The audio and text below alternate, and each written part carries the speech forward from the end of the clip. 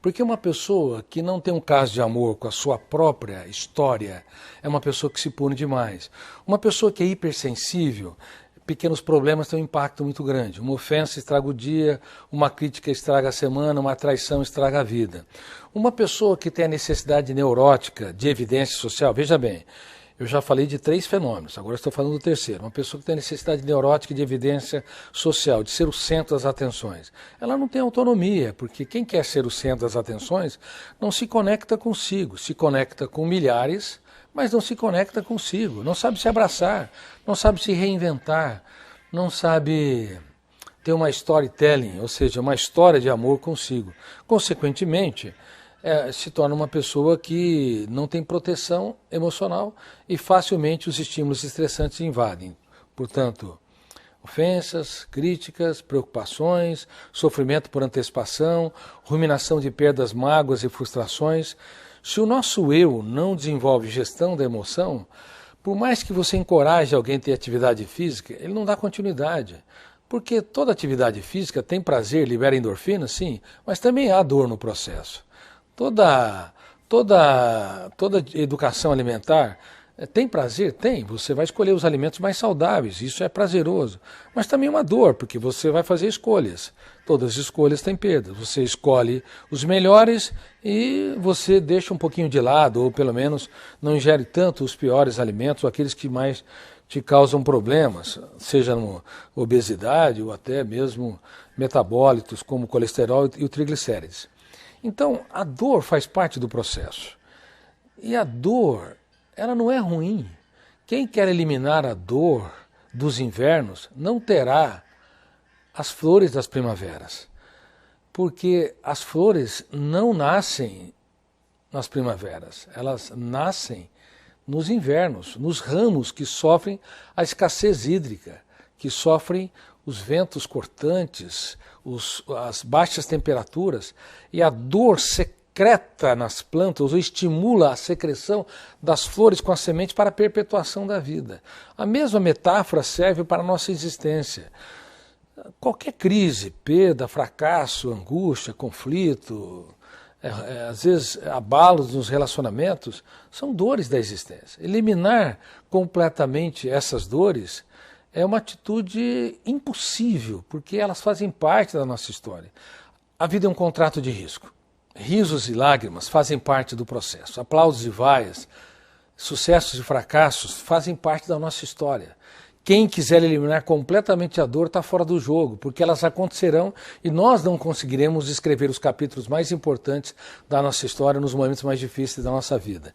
Então, na questão da dieta física, através da dieta emocional, é fundamental que nós possamos treinar o eu dos nossos pacientes para que eles possam ser líderes de si mesmos.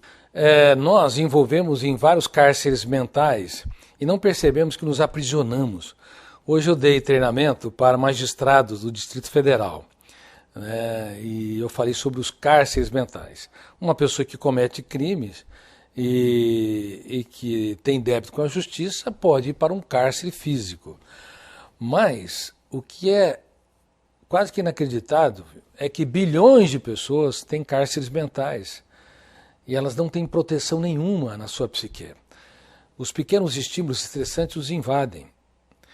Elas dirigem carros, mas não dirigem o veículo da sua mente. Administra o orçamento da sua casa e da sua empresa, mas não administra o orçamento da sua emoção. A sua emoção, ela se torna um bebê, ela compra aquilo que não lhe pertence.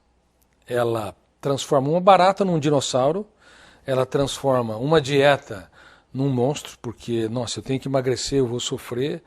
E quando elas pensam em emagrecimento, elas pensam na dor e não percebem que a dor é um fator a ser superado. Você pode acariciar a dor, você pode transformar a dor numa experiência para que te motive e te anime. Quando você usa a dor para crescer, a dor deixa de se tornar um monstro. Quando você vira as costas para a dor, seja qual for, uma ofensa, uma rejeição, uma angústia, uma ansiedade, ela adquire proporções gigantescas que sugam o prazer de viver, o encanto pela vida, é a capacidade de nós sermos autônomos.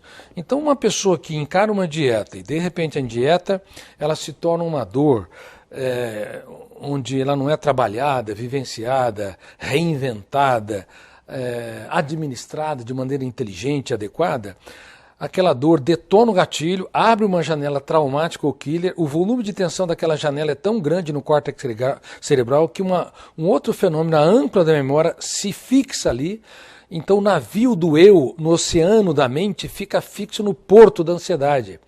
Por isso que as pessoas, elas começam a dieta com muita ansiedade, de repente assaltam a geladeira, comem demais, uma explosão de prazer, aquela explosão de prazer, logo em seguida detona o gatilho, abre janela killer, sentimentos de culpa, de autopunição, autossabotagem, fecha o circuito da memória, síndrome predador presa. Quando fecha o circuito, nós nos tornamos nossos maiores algozes, os nossos carrascos. Aí nos sabotamos, nos punimos, autocobramos, nos sentimos fracassados. E esse mecanismo está presente em todas as áreas da vida humana.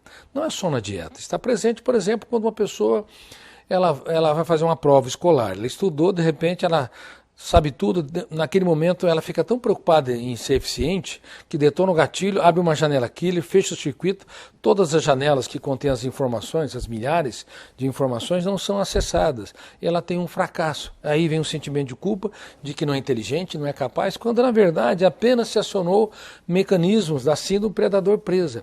A mesma coisa ocorre entre casais, que prometem que se amarão na saúde e na doença, na alegria e na tristeza, e assim por diante. Prometem. O inferno emocional está cheio de pessoas que fazem promessas muito rápidas e superficiais.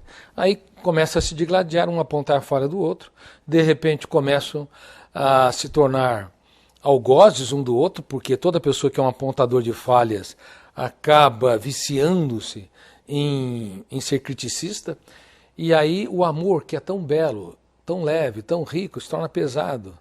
E de repente se forma um coliseu dentro de casa. Detona o gatilho, abre janela killer, o defeito do outro é superdimensionado, aí eu fecho o circuito da memória, ao invés de trazer à minha lembrança todas as coisas mais belas que eu me apaixonei por ela e ela por mim, não, naquele momento o circuito fechado, eu só vejo defeitos. E aí me torno um algoz ou um predador de quem mais amo. Então a síndrome predador presa, Oswaldo, ela está presente fortemente em todas as falhas do ser humano, seja nas dietas, seja na superação de problemas, seja na sua autoestima, seja nas suas atividades socioprofissionais.